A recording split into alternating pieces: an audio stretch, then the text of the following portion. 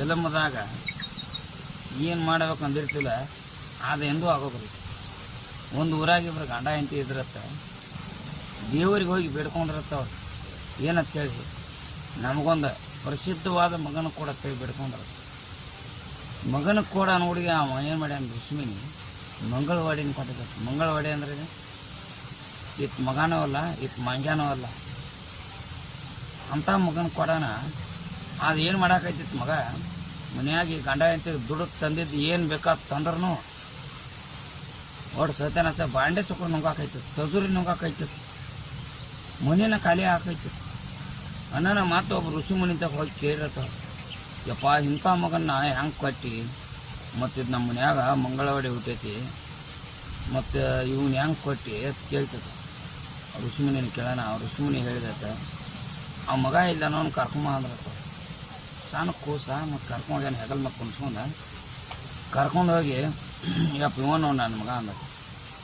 ಋಷಿಮುನಿ ವಿಚಾರ ಮಾಡಿ ನೋಡಿದತ್ತ, ಇದು ಮಗ ಇಲ್ಲಪ್ಪ ಇದು ಮಂಗಳವಾಡಿ ಐತೆ, ನೀ ಏನು ತಂದ್ರು ಇದೆಲ್ಲ ನುಂಗತೈತಿ ಹಾಂ ಕರೆ ಇವ್ನು ಗೊತ್ತಾಗಲ್ದಂಗೆ ಇವನು ಓದ್ ದೊಡ್ಡ ಕಾಡಿನಾಗ ಬಿಟ್ಟು ಬಾ ಅಂತ ಹೇಳಿದಕ್ಕೆ.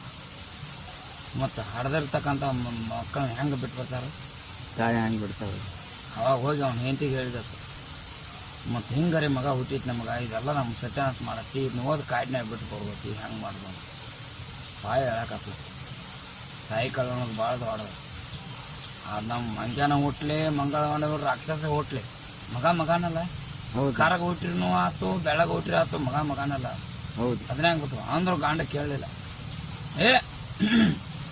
ಹೆಂಡತಿ ಕೈಯಿಂದ ಕಸ್ಕೊಂಡು ಇದನ್ನು ಬಿಟ್ಟ ಬರ್ತಾನೆ ಅಂತೇಳಿ ಹಗಲ್ ಮಗ ತೊಗೊಂಡು ಕಾಡಿಗೆ ಹೋದ. ಹೌದು ಕಾಡಿಗೆ ಹೋಗ್ಕೊಡೋದ ಆಲದ ಮರ ಗೊತ್ತಾಗೈತೆ ಅದಕ್ಕೆ ಇವನು ಅಪ್ಪ ಬಿಡಾಕ ನಾನು ಗೊತ್ತಾಗಿತ್ತು. ಅದು ಪಾರ್ಮ್ ಜೋಟ್ ಬಿದ್ದಿರ್ತಾವಲ್ಲ ಲಬಕನ್ನ ಏರಿ ಮ್ಯಾಲೆ ಕೂತ ಇವರು ಅಂತ